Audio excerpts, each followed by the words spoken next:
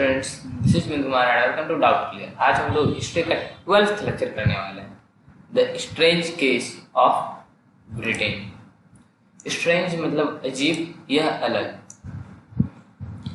इससे पहले हम लोग इटली यूनिफिकेशन और जर्मन यूनिफिकेशन देखे, वो सब एक टुकड़ों में बटा हुआ देश था और उसको जोड़ जोड़ करके एक बड़ा देश बनाया था।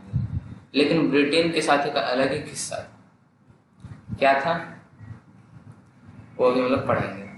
The model of the nation और the nation state, some scholars have argued is Great Britain.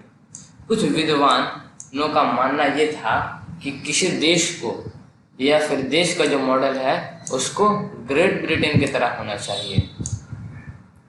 In Britain formation of the nation state was not a result of the sudden upheaval or the revolution.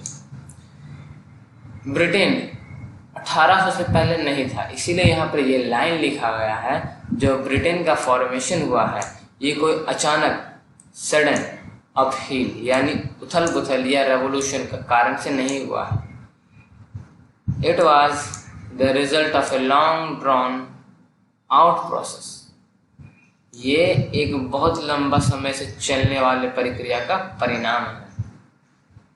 ये अचानक से Britain नहीं बना है। There was no British nation prior to the 18th century. 1800 से पहले British nation नहीं था। The primary identities of the people who inhabited the British island were ethnic one such as English, Welsh, Scotch और Irish. जो Britain था इसमें से कोई एक देश नहीं था, बहुत सारे अलग अलग ग्रुप के देश थे, अलग अलग नेशन था, अलग अलग देश था, जैसे इंग्लिश, वेल्स, स्कॉच और Irish. All of this ethnic groups had their own cultural and the political tradition. जितना भी यहाँ पर देश है जैसे इंग्लिश, वेल्स, स्कॉच और Irish, but as the English nation steadily grew in wealth, importance and power, it was able to extend its influence over the other nations of the islands.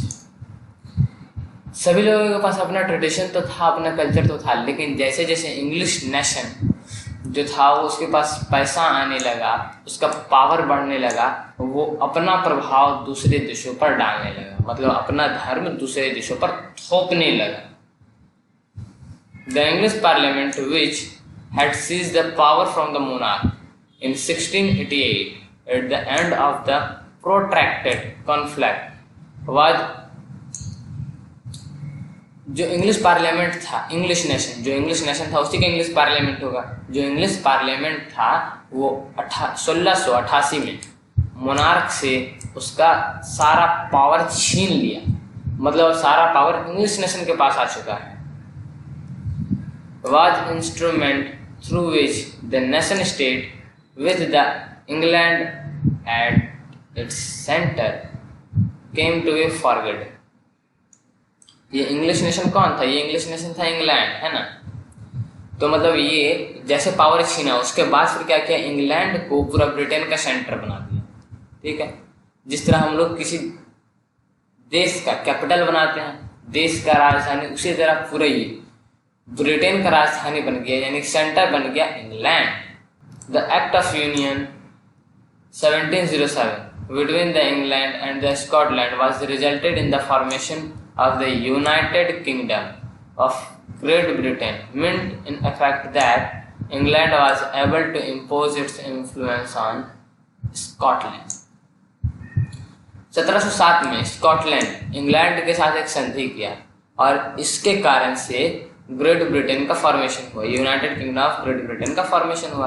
वो क्या किया कि स्कॉटलैंड को भी England के साथ जोड़ दिया और जोड़ करके एक बड़ा देश बनाया ग्रेट ब्रिटेन। और इसके बाद वो क्या किया, अपना जितना भी इंग्लिश कल्चर था वो स्कॉटलैंड पर थोपना चालू कर दिया, इम्पोज करना चालू कर दिया। The British parliament was henceforth dominated by its English members. जो ब्रिटिश पार्लियामेंट था, मतलब जो पूरा ब्रिटेन का जो पार्लियामेंट था उसमें सबसे ज़्यादा पावरफुल हो गया था इंग्लैंड, इसीलिए इंग्लैंड उसको कंट्रोल कर रहा था, मतलब डोमिनेट कौन कर रहा था, तो इंग्लैंड कर रहा था। The growth of the British identity meant that the Scotland's distinctive culture and the political institution were systematically suppressed. एक सिस्टमेटिक वे से ब्रिटिश क्या किया कि स्कॉटलैंड का जो एक अलग सा कल्चर था उसको खत्म कर दिया गया और अपना कल्चर था उसको बढ़ाने लगा, ग्रो करवाने लगा। The Catholic clan that inhabited the Scottish Highlands suffered terrible repression whenever they attempt to arrest their independence. Scotland के हाईलैंड में रहने वाला एक जाति था कैथोलिक में क्रिश्चियन आता है। वो जात जब कभी भी अपने इंडिपेंडेंस के लिए आवाज उठाता था उसको हमेशा दबा दिया जाता था। The Scottish Highlanders were forbidden to speak their Gaelic language or wear their national dress. Large numbers were forcibly driven out of their homeland. जो स्कॉटिश हाईलैंडर्स थे उनमें से ज़्यादातर लोगों को उनका जो मातृभाषा है गैलिक लैंग्वेज उसको बोलने नहीं दिया जाता था। जैसे अगर हम लोग भारत का एग्जाम्पल लें तो भारत में पहले संस्कृत चलता था, लेकिन जैसे ब्रिटिश आया वो इंग्लिश थोपने लगा ताकि लोग मेरा भाषा बढ़िया से समझ सक पाए।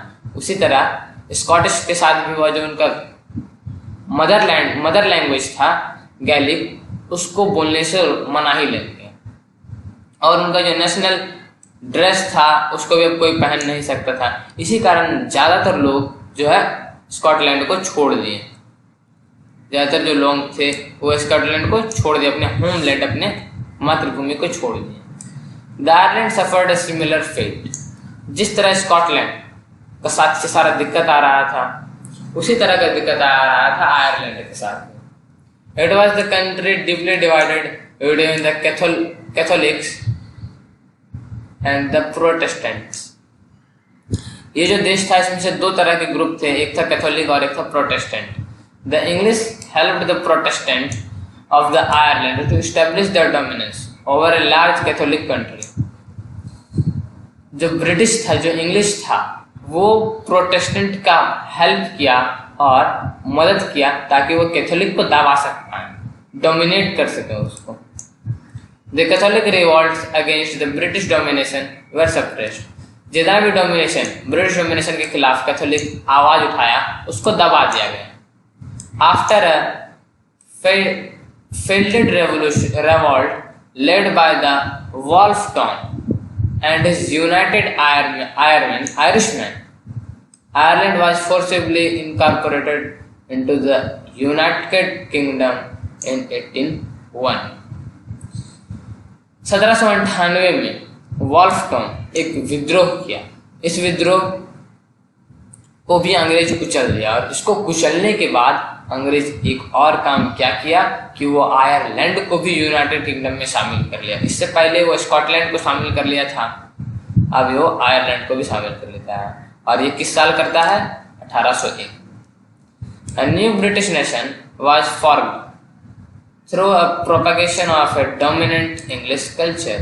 एक नया तरह का ब्रिटेन का फॉर्मेशन हुआ, ब्रिटिश नेशन का फॉर्मेशन हुआ और इसमें से इंग्लिश कल्चर डोमिनेटिंग कल्चर था।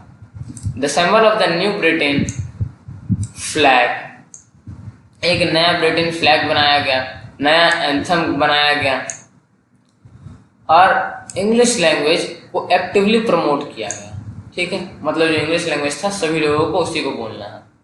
And the older Nations survived only as a subordinate partner in this union.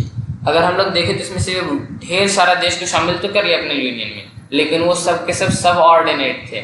यानी कि मेन तो है ब्रिटिश, मतलब मेन तो है इंग्लैंड के बाद सब का सब है। ठीक है, सब के सब सबऑर्डिनेट पार्टनर्स हैं। हम लोग का ये टॉपिक यहीं खत्म होता है। इसके बाद हम लोग एक बहुत ही इंटरेस्टिंग टॉपिक करने वाले हैं, विजुअलाइजिंग द नेशन। इसको हम लोग अपने 13th वीडियो में बनाएंगे और लास्ट इसके बाद एक और टॉपिक बनाया जाएगा 14th लेक्चर, और वो लेक्चर होगा nationalisation and imperialism. Thank you दोस्तों इस वीडियो को पूरा अंत तक देखने के लिए। और अगर आपको ये वीडियो अच्छा लगा तो कम से कम इसे अपने एक दोस्त के साथ जरूर से जरूर शेयर। Thank you.